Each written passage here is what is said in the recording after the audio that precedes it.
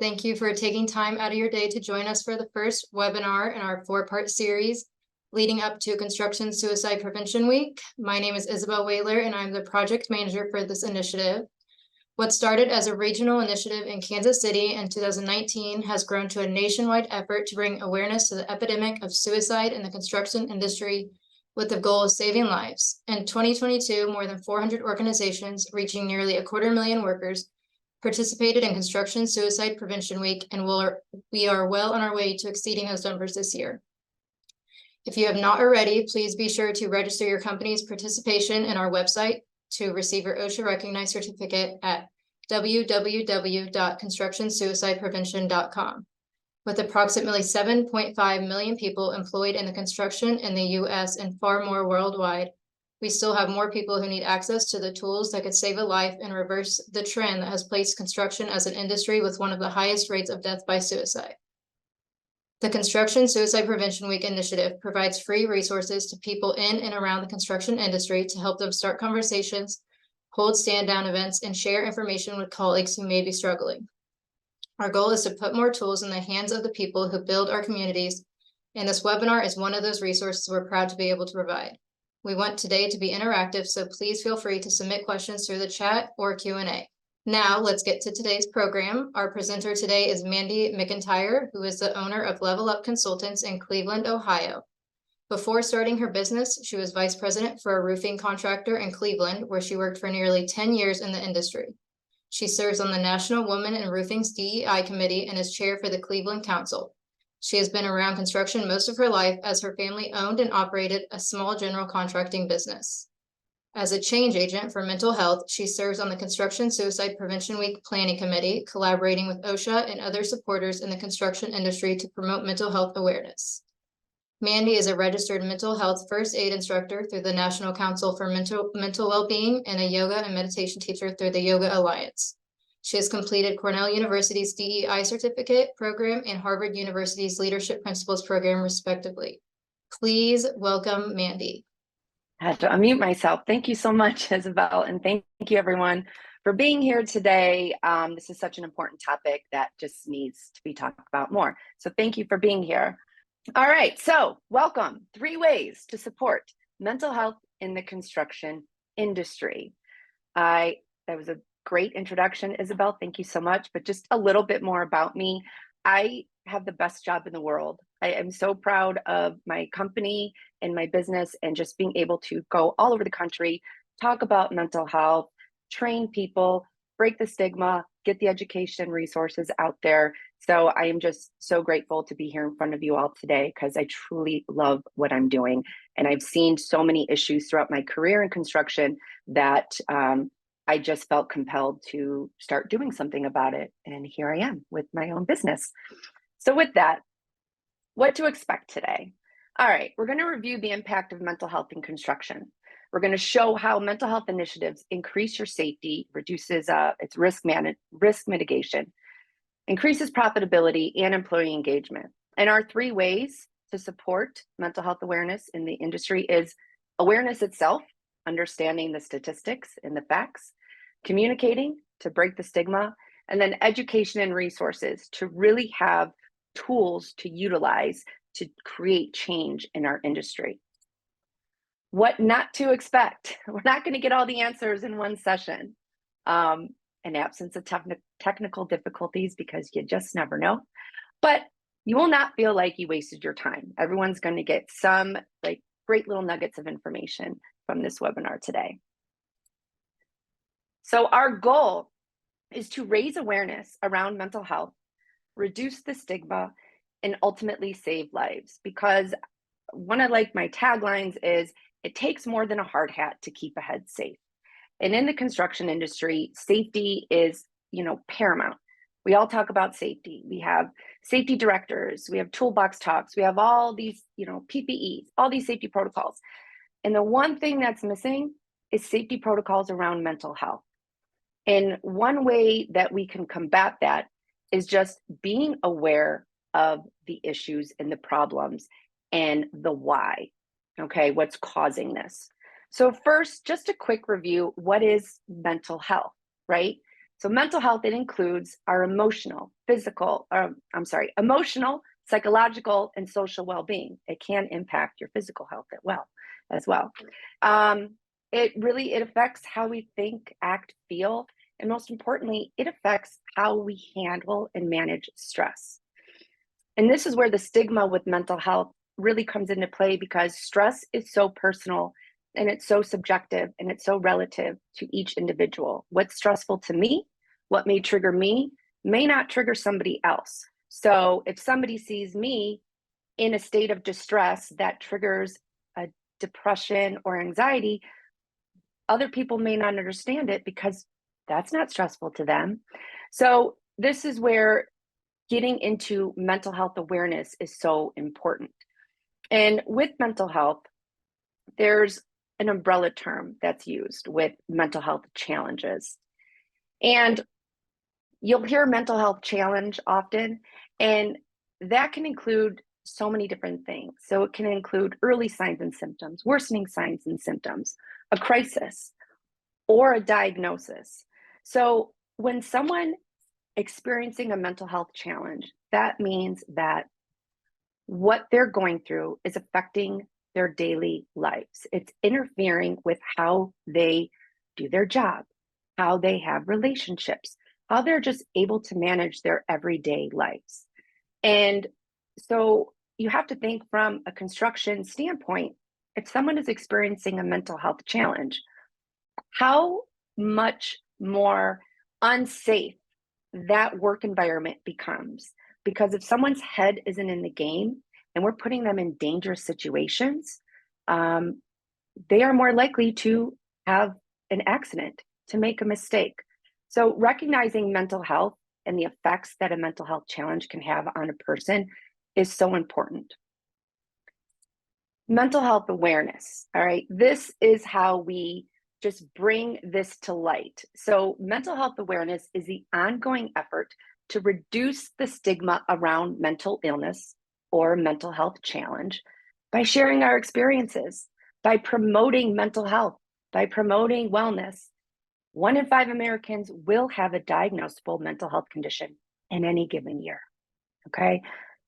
It's out there. I think if you haven't been touched by a mental health challenge, a mental health illness, that you are very lucky, because it's part of our world, especially post-pandemic. It really got brought up to the surface. And so now we know more, and we're here to do some changes. In the construction industry specifically, these statistics around mental health and mental health challenges are higher than the national averages. So we're going to go over some statistics now. Here's one. More construction workers die from suicide each year than every other workplace-related fatality combined. So that includes the OSHA Fatal 4, struck-bys, caught-in-betweens, electrocutions, and falls. So from a safety standpoint, we do so much in this industry to promote safety, but we are not doing enough to promote the one thing that is actually killing our workforce more than anything else. And so I think a lot of people are surprised to hear this statistic, because it's so stigmatized, talking about suicide, talking about mental illness. A 2020 study found 83% of construction workers have experienced a mental health issue. Employees in the construction industry have nearly twice the rate of substance use disorder as the national average. 12% of construction workers have an alcohol use disorder compared to 7.5% nationally. In the general population, suicide occurs in 27 out of every 100,000 people. In construction, the number is closer to 53 suicides per 100,000 workers.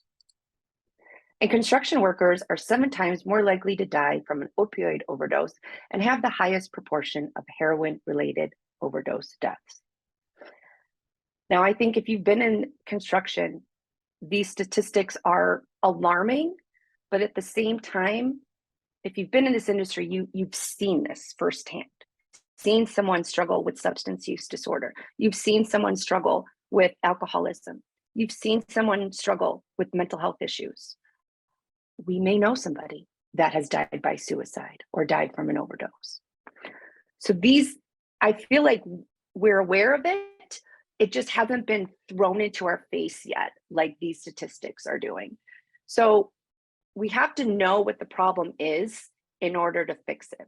So knowing these statistics, one of the questions that popped into my mind when I was doing this research a year ago was, why?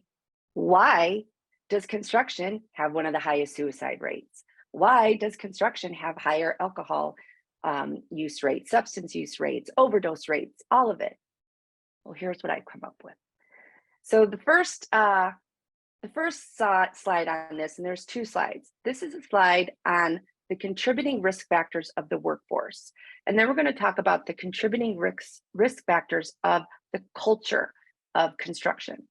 So with our workforce, we have a male-dominated industry pool. All right, that leads to stigma and fear.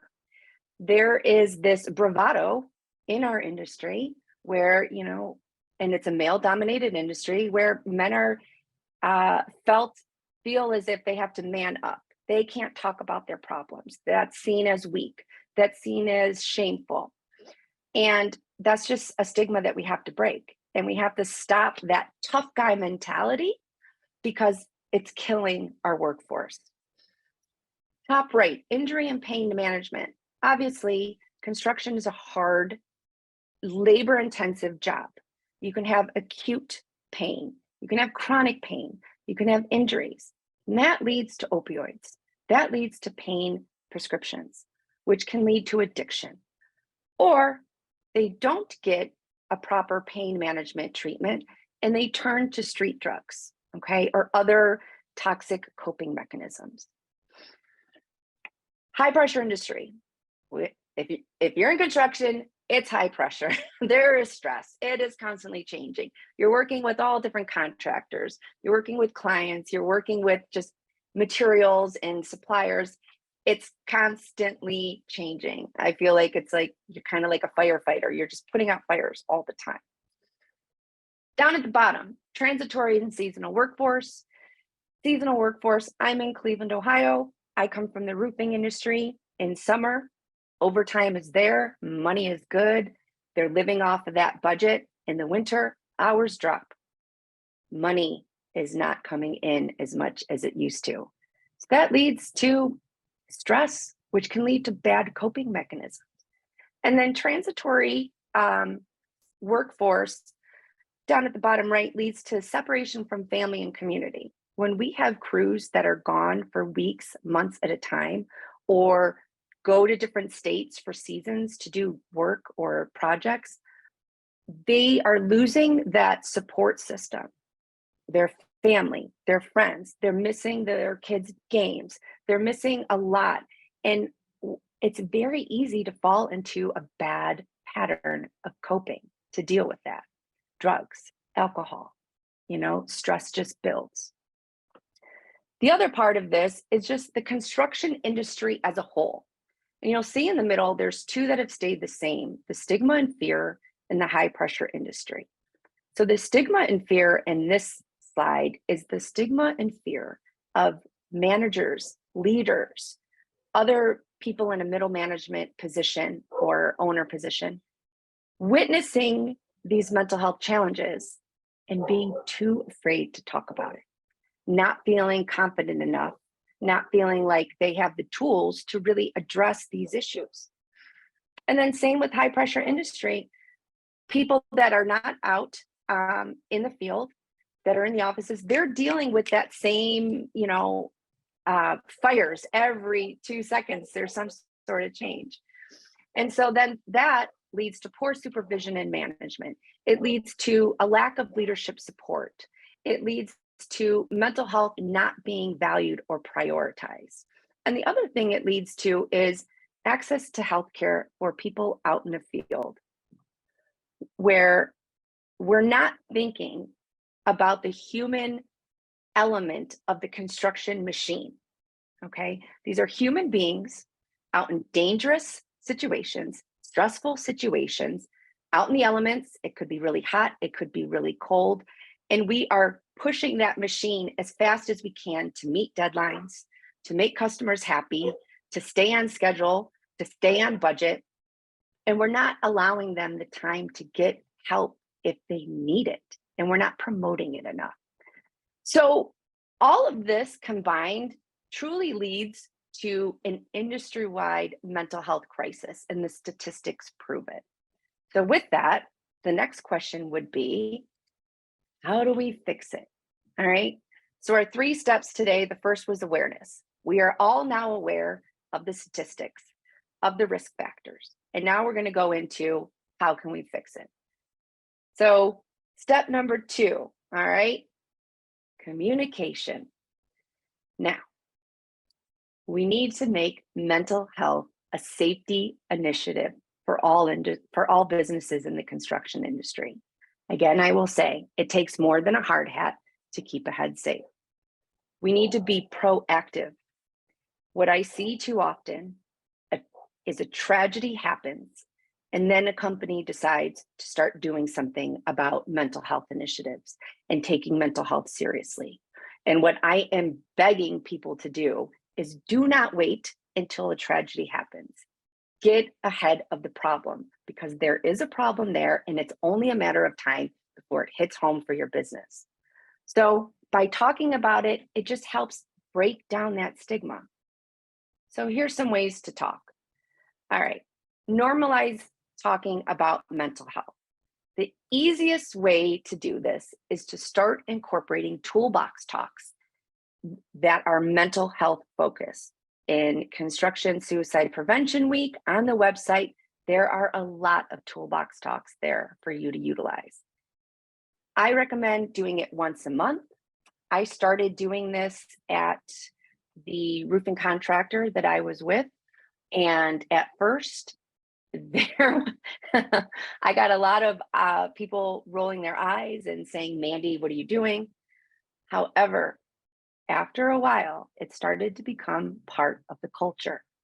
It started to become something people were not afraid to discuss. So much so that I would have foremen, leadmen come up to me and say, hey, I'm struggling. I need some help. Had I not instituted these mental health toolbox talks, I don't know if they would have ever come up to me.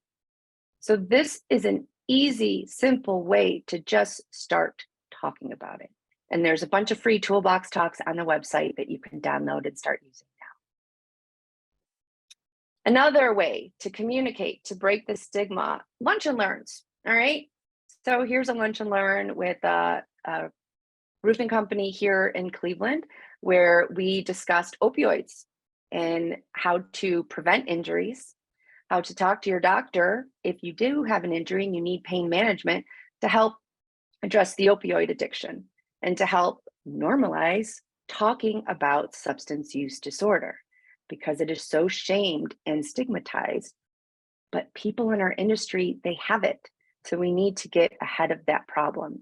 And having a lunch and learn about injuries and opioid addiction and how to help with that and how to navigate that situation if you do have pain, so that you don't become addicted to pain medication. Here's another way to communicate. Workshops. All right, plenty of ideas for workshops. This is one that I did on stress management, and we did a little yoga because I'm a yoga instructor. And for construction workers, yoga is actually super good for them because it helps stretch their muscles. There a lot of times in specific trades, you're in one position for a long period of time, and that takes a toll on the body. So just learning to stretch, learning to relax, learning to breathe can be a great stress management tool. So find a local yoga teacher or a meditation teacher and do a workshop and talk about stress management. Again, that is being proactive so we're not setting up people to fail, okay? We're giving them the tools that they need to be healthy. Some other ways to communicate to break the stigma. Do not be afraid to bring up issues related to stress, depression, anxiety, or suicide. If we want people to perform well, they have to feel well. And that goes beyond the physical. We need to make sure they are mentally well.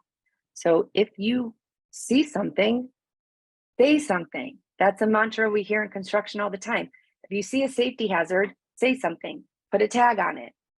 Same with people in mental health. If we're noticing changes in someone's behavior, they're showing up late, they're not acting themselves, they're disheveled, have the courage and confidence to talk to them about it, because that could be the difference literally between life and death.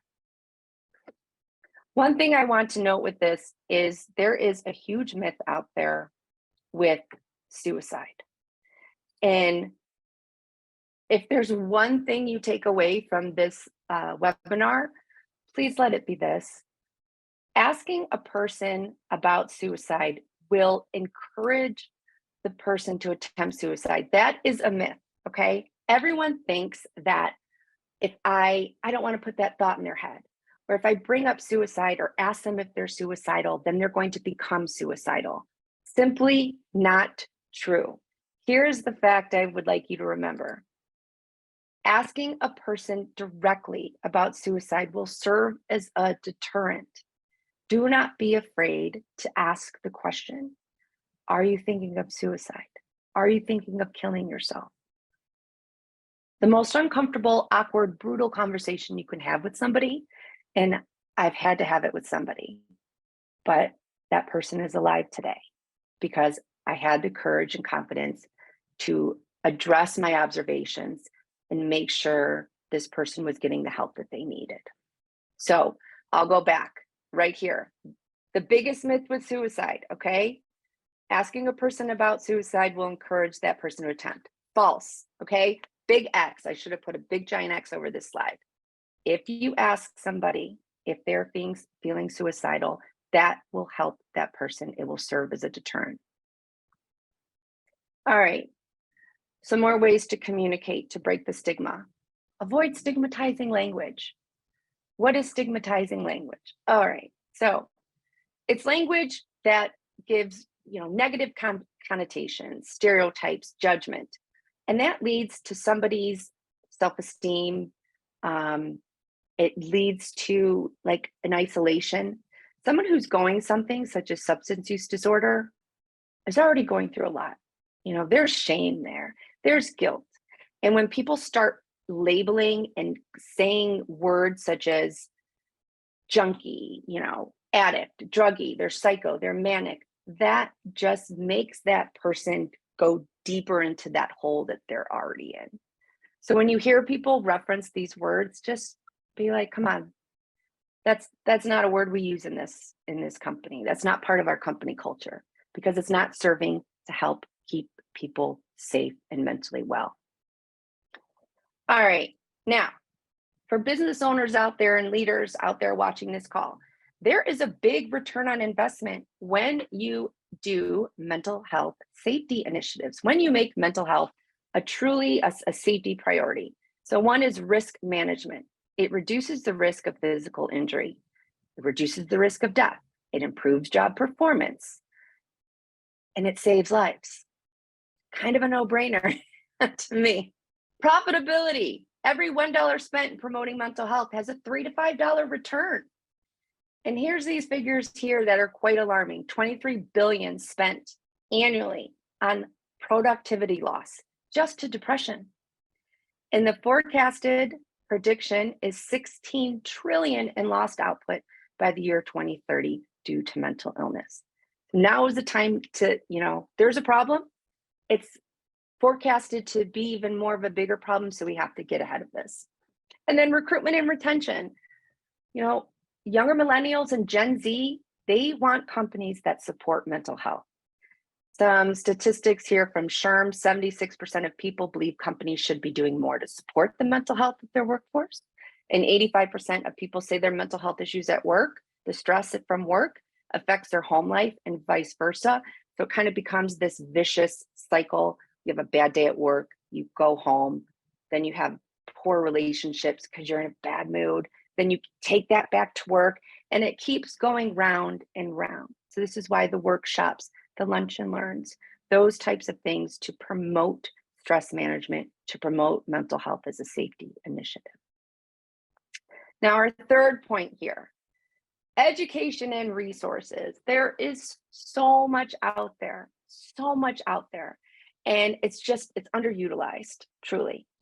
So one easy thing you can do is on your safety boards, or, in the bathrooms, by the water coolers, by the ice machines, put messages up there that have resources for mental health, a quick QR code, some OSHA posters. On the Construction Suicide Prevention Week website, we have OSHA's posters on suicide prevention in English and Spanish. Print those out, put them on here. Make it easier for people to get access to help. And, if they have to go to these centers anyways, these safety boards or what have you for tags or whatnot, make it easy for them to look up what they need, their EAP benefits, promote your healthcare benefits, and make it easy with a quick QR code so they can have the resources right there in their hand. All right, another one, Mental Health America. So here's a QR code for that. They have tests that you can take to help gauge. And I have used this with different contractors where, not everybody in construction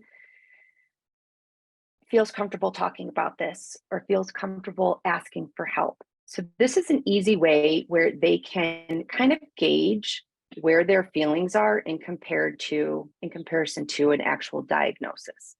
And then this site also has ways to get actual help. So this is a great tool to promote within your businesses so that people can take this anonymously and kind of get a feel for what they're feeling and what they're going through and what it might mean. All right, another great resource, 988. This is in English and Spanish. So 988 was rolled out last summer. It's been a little over a year. So it is the suicide and crisis lifeline. You can call, text, chat on the website 24/7. They have trained people on the calls to help navigate a mental health challenge or crisis. Now you can call for yourself, you can call for somebody else. One thing I will say is this goes by your local area code. So if you are, living in Dallas, but you have a Denver area code, it's going to route you to Denver resources. So make sure when you do call, you tell them where you're calling from so that they can get you local help. It's such a great tool. If you registered for Construction Suicide Prevention Week, we do have hard hat stickers that have the 988 number on them so that everyone on your team knows this is a easy, simple, knowledgeable resource that is free that everybody can utilize. So the QR code here on this screen will take you to the website of the 988 website. So many resources on there. So I would start promoting this within your businesses ASAP if you haven't already done so. All right, and then obviously Construction Suicide Prevention Week, right? That's how you got to this webinar. So if you have not already, and there is a QR code here that will take you to this resource library. On this resource library are videos from last year's webinars, and then all of these webinars will be on there as well.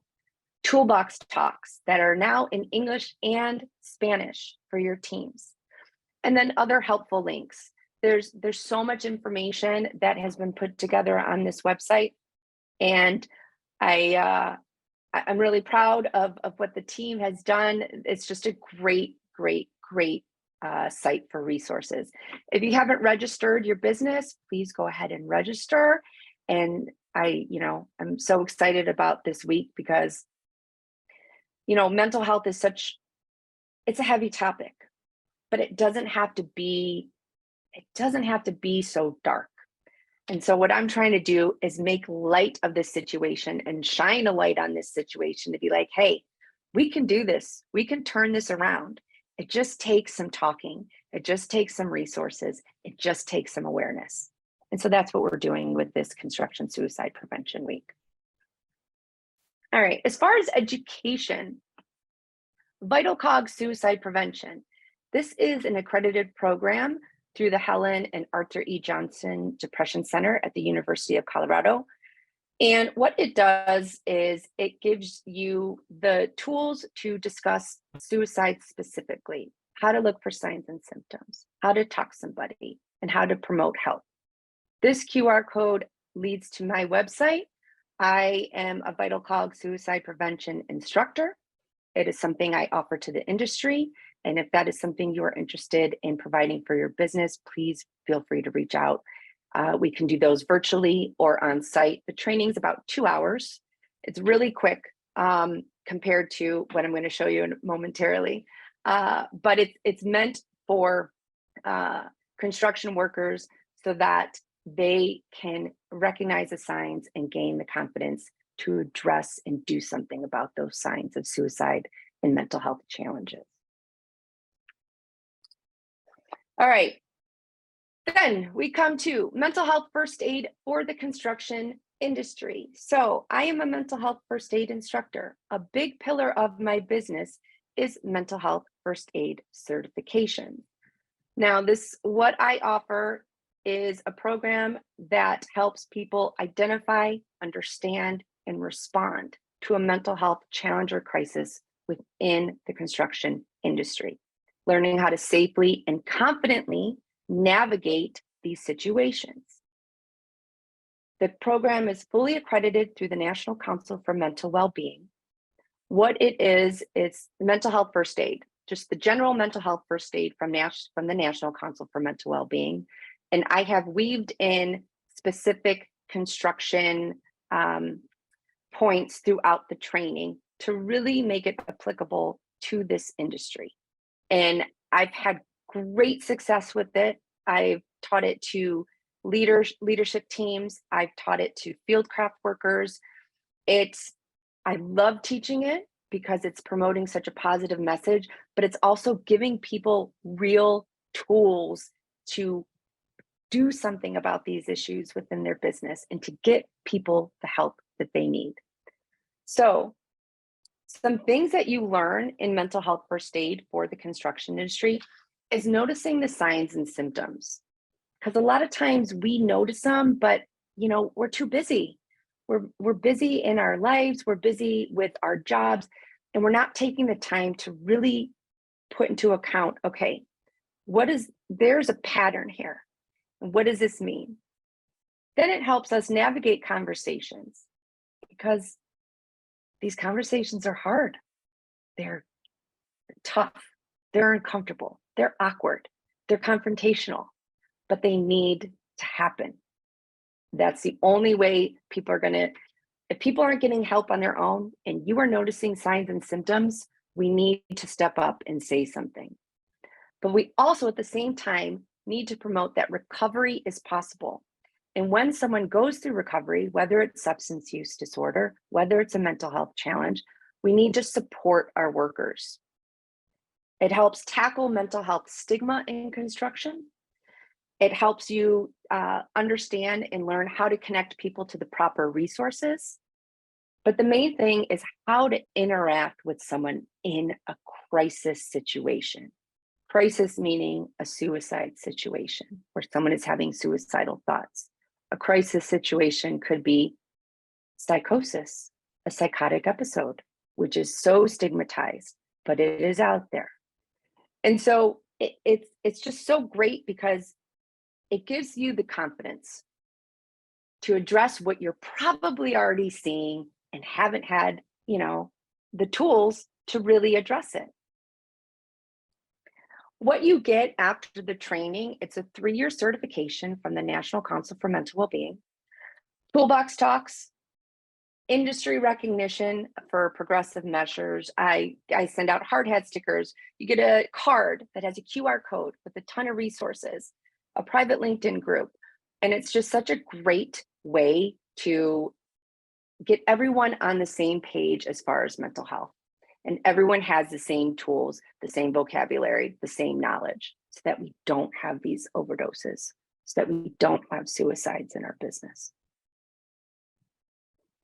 So I wanted to make sure I left a lot of time for questions. So our recap of our goal today. All right, our goal to raise awareness around mental health, reduce the stigma, and save lives, because we know there's a problem and we know we have to talk about it.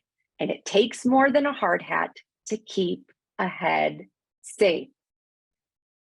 So another recap here. Our action plan are 3 ways to support mental health in our industry. Awareness, recognize mental health as a safety and wellness initiative.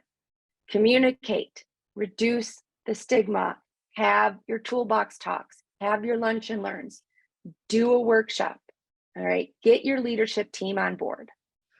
And then education and support. Get the proper training, get the proper resources, and get it out there in your companies. So with that, I would just like to thank everybody for taking the time to sit through this webinar here today and talk about this very important topic. But I'd like to just open up the floor for questions. If you need, specific help or question with something, please feel free to email me. I'm more than happy to help, and that QR code goes to my website that has all of my contact information. I'm going to look at the chat to see if there's any questions. Are there examples? You have a couple. Oh, sorry. It looks like you have a couple Yeah. questions in the Q&A. Yeah. Are there example or template mental health policies? Yes. If you email me, I do have some templates for mental health policies. If you go to my website, my email's on there, and I'm more than happy to help you with that. I do have some templates. Do you have posters with QR codes that can be sent out to post? Yes. And again, if you email me, I can send you that too.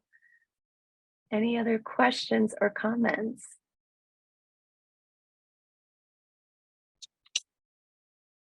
Thank you, Julie. Thank you, everyone who has, been here and listened to me. I appreciate it. I can get kind of passionate when I talk about this. So thank you so much for being here with me today.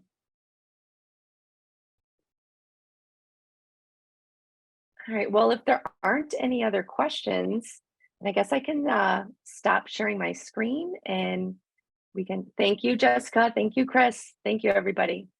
And please feel free to reach out to me for anything. I'm more than happy to help. Thank you very much, Mandy. And thank you to everyone who joined us today. We will send a recording of today's presentation to all who have registered, and we encourage you to share with your colleagues.